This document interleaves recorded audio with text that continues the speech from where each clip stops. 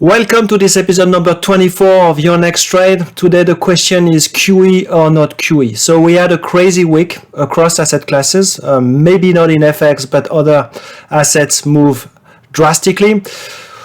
So if you remember correctly, last weekend we were looking at a potential bailout of SVB. Since then, just before the open or just after the open of the futures on last Sunday, the Treasuries announced the bailout of SVB, which is more or less a bailout of VCs and private equity, you name them.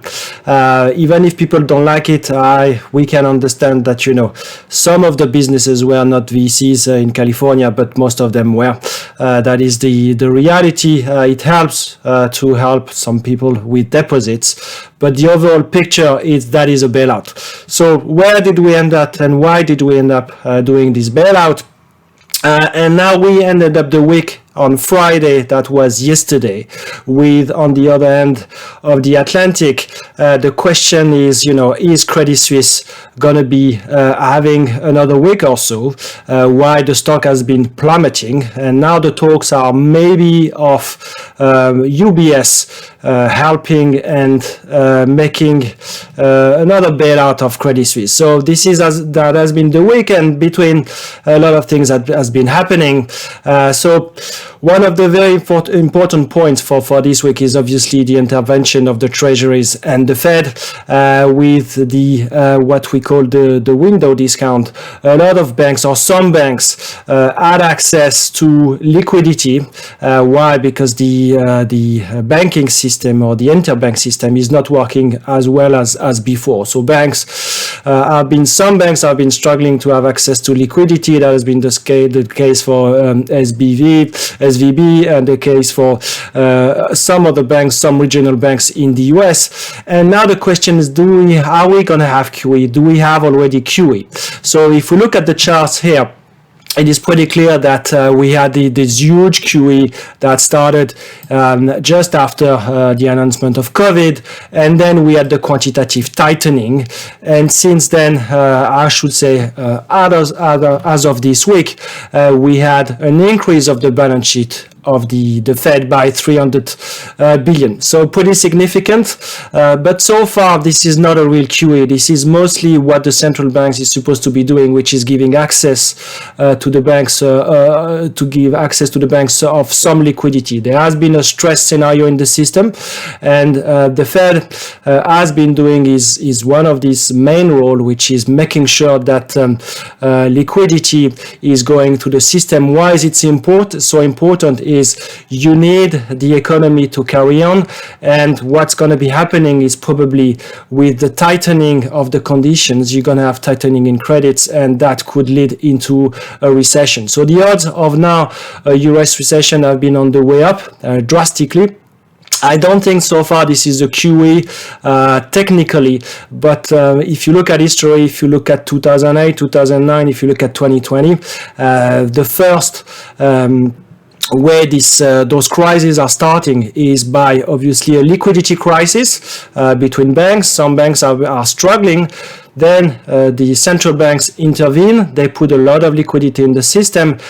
And then the next step could be another quantitative easing by buying some dodgy assets. So if you look at what the Fed, the Treasury have been announcing, which is you put some of your bonds that you've been buying at par and you don't mark them to market, which is now very helpful for those local banks, those regional banks. That is more or less and the NQE. So you have stress in the system. If we look at the year-to-date asset performances, the picture is pretty interesting, where the S&P is up 2%, Nasdaq 11%. So many assets have been on the way down, but actually for the week, as we're going to see later on the next slide, the week has been pretty good for stocks. So obviously the crypto, crypto have been very, very strong, up 15% on the week. Gold is up, so the risk off and the rush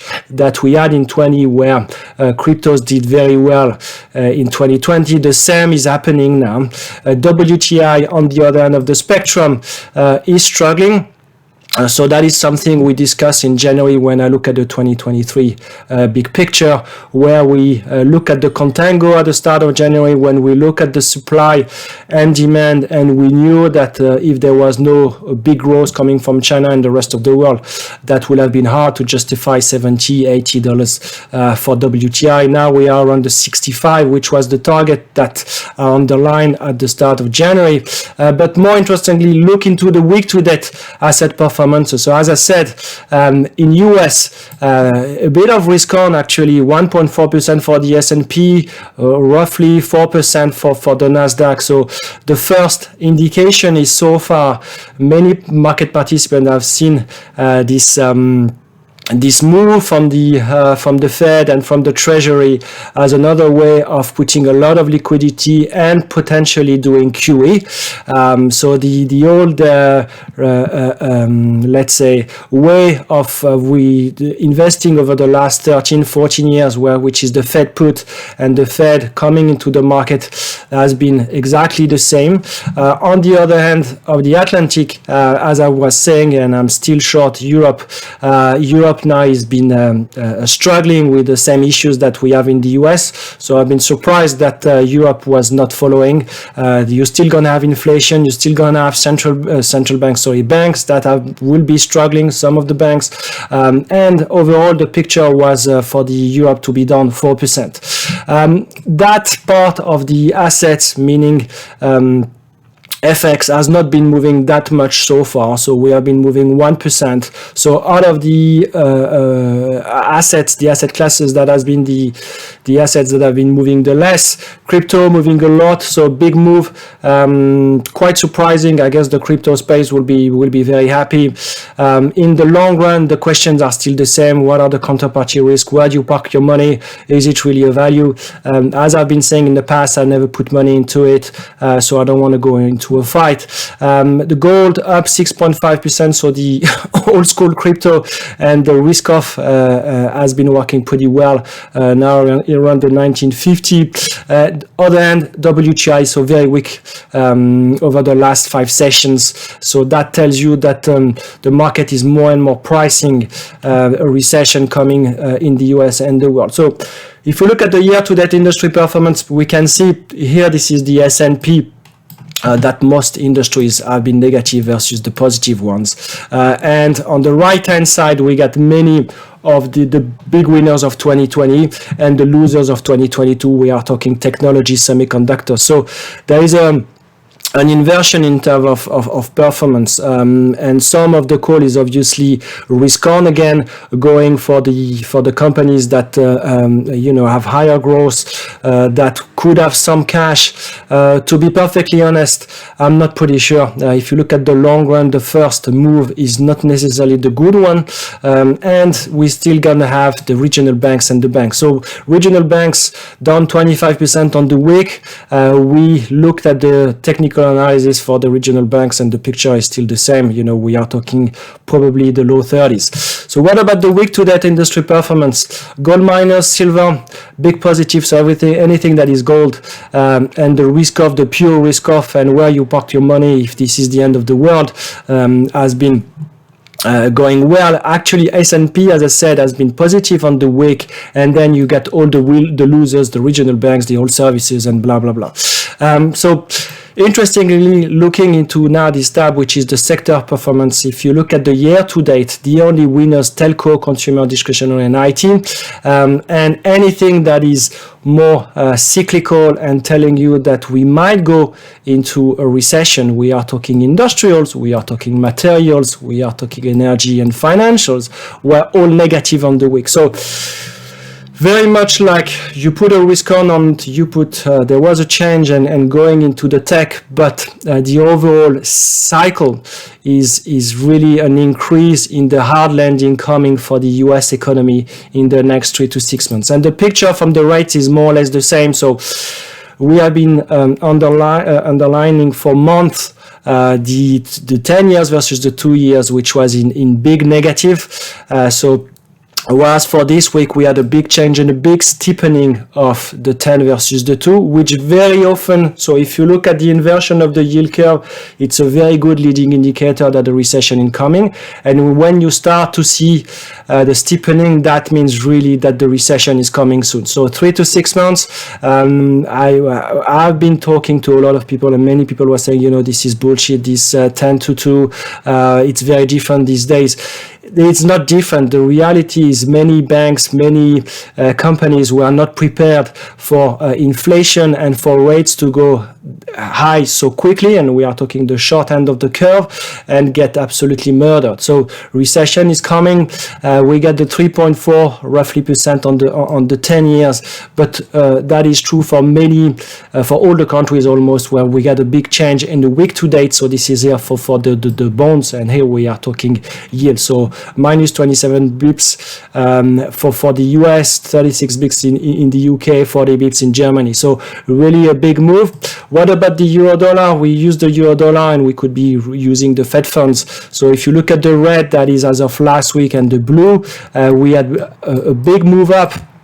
So literally the market has been pricing a more dovish Fed. So if we take the example of the December 2023 expectation, 90 a week ago, was the last is at 95, 91. So we are talking a 100 basis points change, a 1% change over a week for the Fed between now and December. So that is more accommodative, but in other words, that means the only reason the market is pricing something like this is because the market is expecting a recession to come. And that's even more than that, that will be a hard landing. So based on what we've seen, we won't be surprised to see the VIX at 25%, 26%. We went into the highest 20s. If you look at the VIX term structure, a bit flattish. So we are in a high volatility world. No surprise here. Again, that has been quite of a crazy week. Let's jump now into the technical analysis, looking at first at the S&P futures. So S&P futures, the positive is we have still not breaking lower of this trend that we broke before the start of the year. Everyone was looking at it and saying, you know, we're gonna go much higher. For the Nasdaq, it's more or less the same. The picture is even better as we are actually we closed the week very or not far away from the recent highs. The bad picture is the Russell. So Russell, there is a lot of regional banks, there is a lot of companies that have more exposure to the US. And if you look at a very interesting chart, which is the Nasdaq versus the Russell, you can see the move. It's kind of a crazy move since the start of the month. We went literally 15% in the favor of the Nasdaq versus the Russell. And if you go back into 2020, that is roughly the same moves that we had in February, March. Okay, so you have this first big move, then you carry on, and then you come back into the previous level. So reaction now for the time being is the market into more QE, that the Fed is going to be something similar to QE, putting more liquidity and going for those more risky assets. That is what is interesting, and something that I flagged 3 weeks ago, which was the FANG or the generals versus the overall market. So if you look this week, I think it was on Thursday when the market was pretty weak. Actually, the Meta, the Amazon, Apple, Microsoft were up on the day and up 2 to 3%. So outperformed massively. We are talking an outperformance for the week of those big mega cap of 10%. So people are flying into big names with a lot of cash, with a capacity of generating a lot of free cash flow. So I don't think this is, I'm pretty sure it's not the same as the 2020 June onward so far, where people were buying all the garbage companies with no free cash flow, with no cash, with no EPS, with no nothing. So far the move has been for the big market leaders, for the big companies generating free cash flow, and those companies have been outperforming like massively. Emerging market picture is close to the lows. So there is a lot of questions. If you look next into the CL1, which is for oil, as I mentioned before, that was my target, the 65. So this is my first target that I reached. So we broke important level, the consolidation that we had over the last 3 to 5 months. Why? Because we went into contango. And obviously, with the world slowing, that doesn't mean that China is going to be big enough to save the overall picture. If we look at Europe now, I'm still short Europe. I think the technicals, the underlying, the flows, the many US investors bought the story on good banks, on good industrials, on good blah blah blah, on no inflation, and obviously it's going down the toilet now. All those stories. So, to me, the trade is still the same, which I switched from being short the S&P and short to go into short Europe.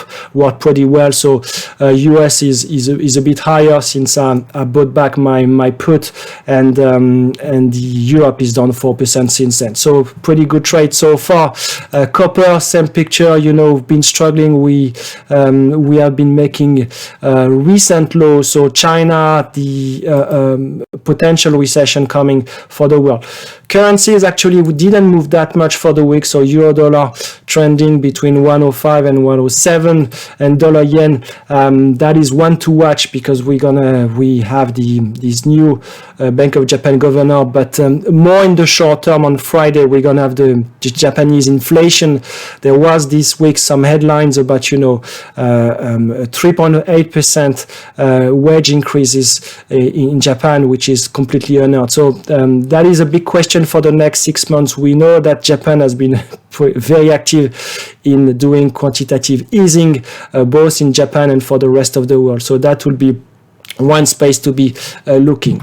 Going now into what happened this week. So this week has been crazy, as I said, across assets. So we had big volatility. I put exactly the same chart as last week, which is for the US 2 years. So you can see the move on the US 2 years. What is clear now is we almost every day we got either banks or hedge funds or some prop traders that have been fired. Why? Because the volatility is so big. We are in a world that actually since 2000 it's getting harder and harder for hedge funds, for prop traders to have big swings and have a lot of positions. So you can imagine then when let's say the December euro dollar is moving by 50, 100 bips in a day or two, that is making some hedge funds struggle. We had the headline yesterday of a 3 billion hedge fund going under, or at least closing after a loss of 25%. So that increased the volatility. What is very true is the biggest moves have been in the credit space, okay, in the bond space, and now that we have the FOMC next week, that increased over the last 10 days the volatility between the 25, the 50. Are we going to be? Is it the end of the cycle of the tightening? At the bottom of this page, what I wanted to outline is the S&P inflows. So we had massive S&P inflows on Thursday, but more interestingly, it's not only this Thursday that is here that is important, but here I look at the SPY share outstanding. So you see, as of not much of a change last year.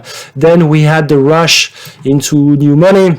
So we had a lot of inflows that explained partly why the market was so strong until the start of February, that is here. And then we had outflows.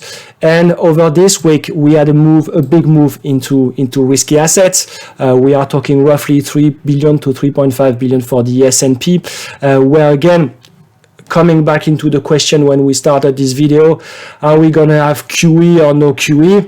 The first part of the process that we had in 2008 and in 2020, which was banking and some stress in the system asking for liquidity, has been answered by the Fed. It might be answered by the ECB if there is more stress into the European system with Credit Suisse, for instance.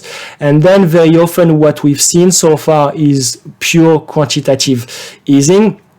it's going to be much harder now to do quantitative easing when inflation is still running at 4 or 5%, and it's going to be hard for the central banks to justify and taking the risk to keep inflation even much longer.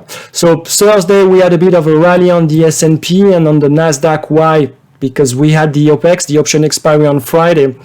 And very often what happens is the market makers will be pushed to pin into the closer or the biggest open interest, which was 4,000 on the S&P. And guess what? Just on the open on Friday, then we started to sell. Interestingly as well, as I said, as of last week, it was mostly a US story with SVB and the regional banks and SBNY. Now it is spreading into Europe. So Credit Suisse is going into a lot of stress. We know that Credit Suisse has been struggling for years. The question is you can have all the best ratios for your banking. You can say that you have a lot of liquidity.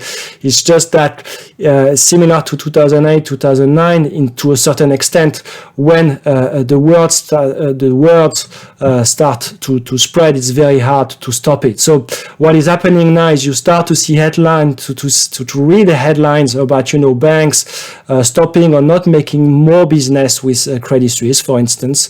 And that means you need to find a solution and you need to react very quickly. And one of the headlines that was very interesting is why the ECB did plus 50 bips on Wednesday is mostly because the SNB, the Swiss National Bank, on Wednesday evening said, we are here to help Credit Suisse. We are offering more than 50 billion liquidity.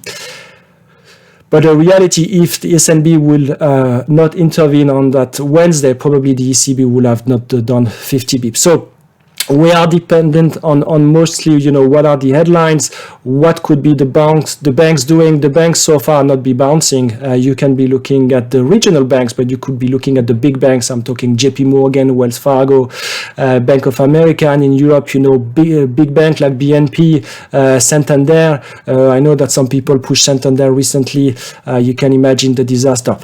And for the risk on, we get the tech that outperformed the crypto space. So very similar in that global picture of what we had in 2020. What's going to happen next? Very hard to say. Let's look at some catalysts. So we need, as I said, exactly the same thing last weekend, which is we need to be looking at the banks. What are the regional banks doing? What are the banks doing in Europe? What will be the CDS? What will be the different spreads for the banking system in Europe doing as well? Are we back to the risk on that like 2020? That is the question. And this is more or less, are we going to have QE or not QE? And I think for me, as a trader, and looking at my exposure, really mind your exposure. Be very aware what is your gross and your net exposure, because otherwise you'll be looking for trouble. So for this week, let's look for the SPY now and what is the what are the expectations in terms of volatility through the SPY with an at the money straddle. Market is pricing 3.1% move on this for this week, which is very similar to last week, around 3%. And obviously the big catalyst is the FOMC rate decision on Wednesday. So far and recently, we had before last year a very positive reaction for the market on FOMC day. A bit less recently. Why? Because we are getting closer to this big question of recession or no recession. As I said before, the odds of a hard landing have been on the way up. The reasoning is very easy. Is when the banks are struggling, you can make sure that credit tightening is happening. To think that on one hand, banks don't matter, it's only the regional banks, and it's only SVB, it's only some small banks. Those regional banks, I think I read somewhere, are making roughly something like 50% of the financing of the US economy. So if we think that the US economy is not going to be impacted by the tightening, the credit tightening is just a complete fallacy. So FOMC, what is the market pricing? Market is pricing roughly 38% chance of no change. Okay, so the upper end of the Fed fund rates at 4.75%. and 62% over 25 bips. The reading, looking at what the Wall Street Journal is saying, it's going to be mostly about price dependent. So far, the Fed kept on saying we are data dependent. We're going to be going from one meeting to another. The reality here is they are not data dependent. They are mostly price dependent, and they will be looking at how the banks, how JP Morgan, how the regional banks have been behaving. If it goes lower and there is more stress, you can make sure that inflation is not going to be the main issue. It's going to be mostly about, how the liquidity, how the overall structure of the market has been and is doing. Thursday, we got three other central banks. So the Bank of England, we got the SNB, the Swiss National Bank, and a Norwegian bank. SNB is important. Why? Because we got Credit Suisse. So Credit Suisse, are we going to have a fix before the start of the market on Monday? I think they will try as much as possible for UBS to merge with Credit Suisse. I'm pretty convinced that the UBS management is not really keen on doing that. So Bank of England as well on Thursday. We do have like a bit of leading indicator with the flash PMIs, but these days, due to the possible big change of credits and credits tightening over the next few weeks, it's going to be hard to get a good understanding of what's going to be the economy going forward. My view are the odds of a hard landing have been on the way up. We are talking 50-60% plus now of a hard landing. In terms of other headlines, you should be looking definitely at this part. So there is, we've seen last week when the market was very volatile, that actually China managed to break a deal between Iran and the Saudis. Now they do have like a new challenge, which is breaking a deal between Russia and Ukraine. You can make sure that if the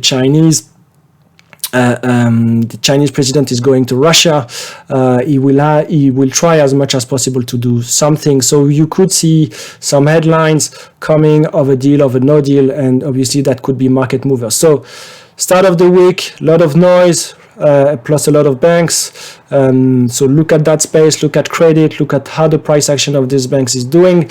Can we carry on with the outperformance of the tech, of the crypto versus the overall market, which is, as I said, and when we look at the chart, if we look at when we look at the Nasdaq versus the Russell, we are talking 10-15% move over the months of March. Then we get the FOMC rate decision. It's not necessarily the decision that's going to be that important, but more, what's going to be Powell saying an hour later or 30 minutes after, and then at the end of the week we get some leading indicator. So this is it for me for the week. If you got questions, I think, join us on the trading community. There are 2-3 channels that are free to anyone. And I'm trying as much as possible to help, if you got questions and what are the leading indicators, how you can be better at trading. Otherwise, you can subscribe to the 4x4 video series. And if you are a more advanced trader and if you want to learn even more, there is the one-on-one sessions with the mentoring that I'm still doing and very happy to do. So this is it for me today. Good luck. As I said, we are expecting some news on Credit Suisse over the weekend. We are going to see more headlines about the US banks and how we can help FRC of how the different banks can carry on, and if the window discount rate is going to be enough for the banks or not. I hope it helps, and I'll see you next week. Bye-bye.